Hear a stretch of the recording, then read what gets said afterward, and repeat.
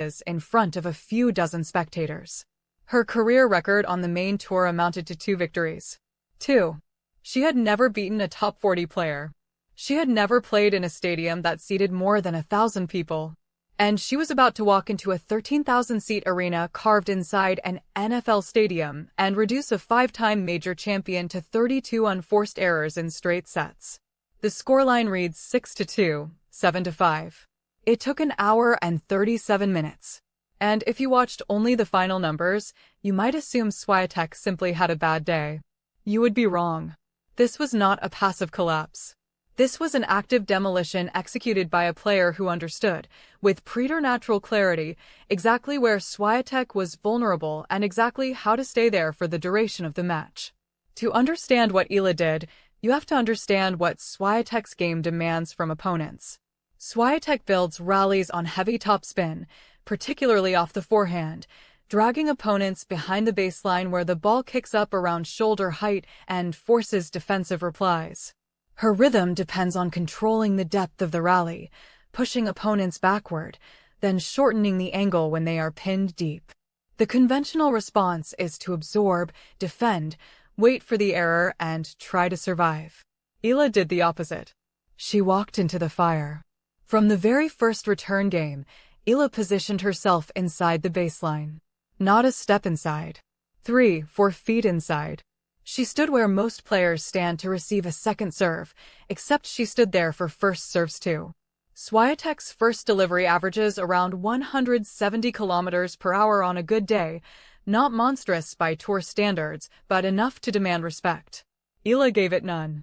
She crowded the baseline, took the ball on the rise, and redirected it with enough depth and pace that Swiatek never had time to set up her forehand properly. The geometry of this is important. When you take the ball early against a heavy topspin player, you eliminate the time the ball has to kick and rise. You catch it in the neutral zone, before it climbs above your strike zone. This means the ball you are hitting is at a comfortable contact point, waist to chest, rather than the shoulder-to-head height Swiatek normally forces. But the trade-off is brutal. You have less time to read the serve, less time to set your feet, less time to decide whether to go cross-court or down the line.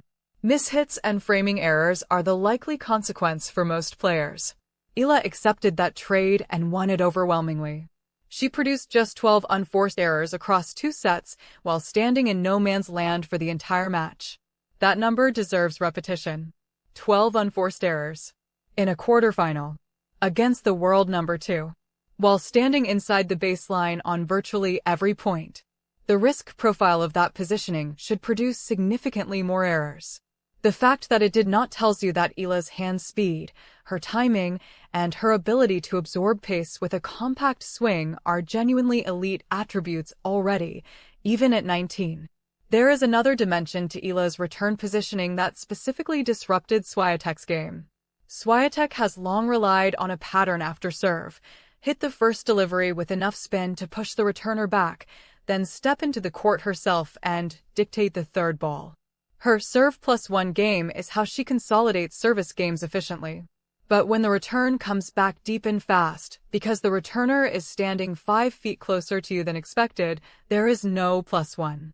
There is only reaction. And Swiatek's reactions, particularly on her forehand side, deteriorated visibly as the match progressed. By the Tennis Inside numbers analysis of this match, Eala produced 2 return winners and 8 forcing returns that extracted immediate errors from Swiatek on the very next shot. That is 10 points won on the return alone through aggressive positioning, not counting the psychological residue those returns left on every subsequent Swiatek service game. When you know the player across the net is going to crowd you, you start aiming for lines you would not normally chase. You start going for too much on serves. You double fault. Swiatek double faulted 4 times. She won only 46.7% of her first serve points, a catastrophic number for a player of her caliber. Now Eala's serve. Here is where the story gets genuinely interesting, because Eala's serve is not a weapon by conventional standards. Her first serve barely touches 145 kilometers per hour. Her second serve sits around 120. On the WTA Tour, where players like Sabalenka, Keys, and Pegula regularly serve in the 180s, Eala's delivery looks like something that should get punished. But she is left-handed. And the left-handed serve on the deuce court, the court where most crucial points are played, slides wide into a right-hander's backhand with natural side spin that is geometrically different from what 95% of opponents face day-to-day.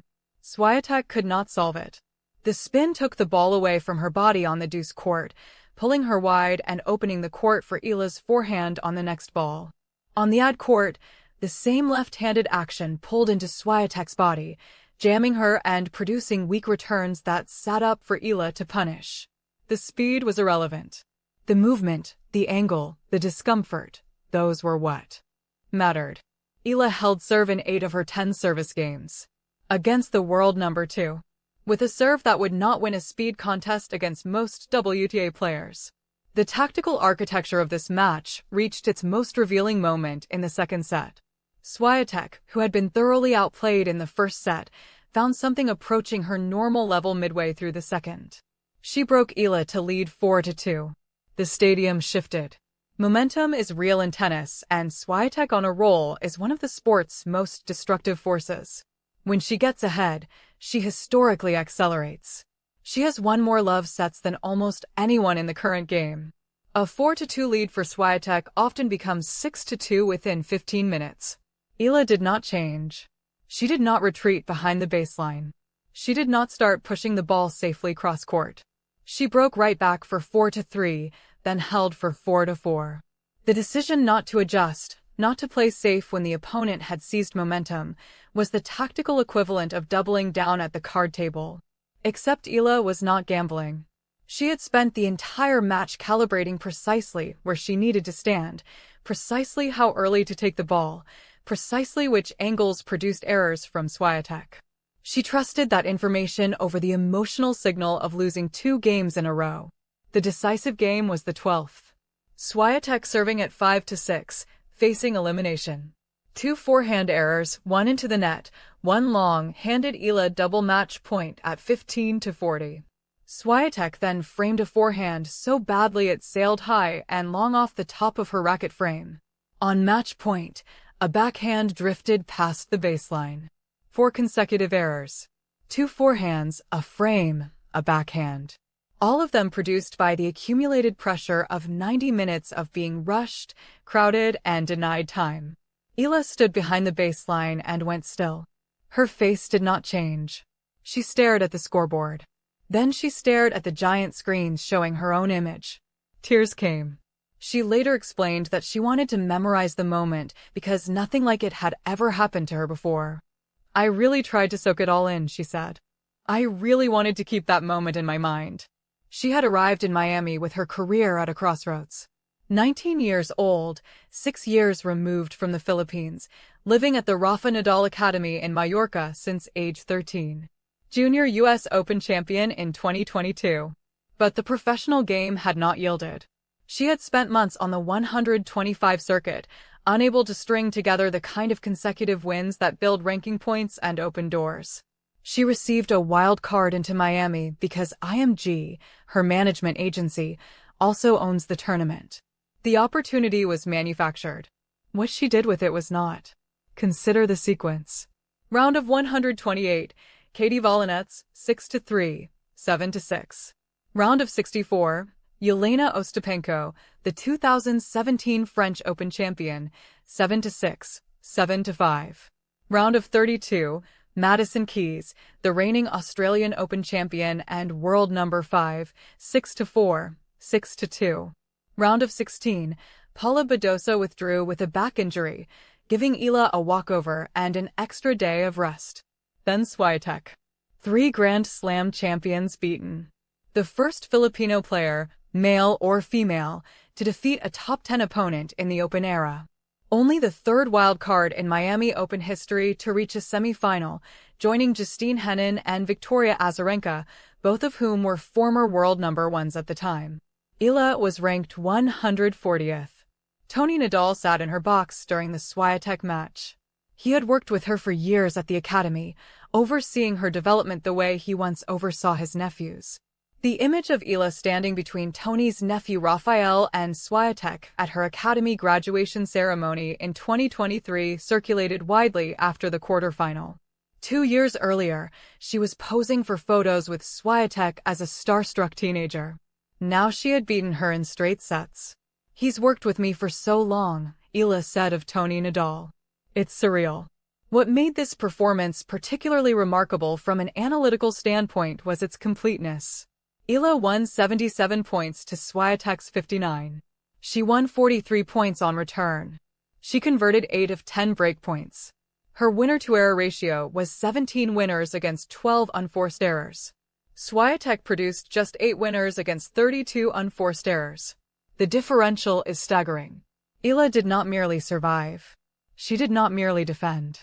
She dictated the vast majority of rallies despite being the smaller, slower, less powerful player. The key insight is that power in tennis is not always measured in raw speed off the racket. Power can be positional.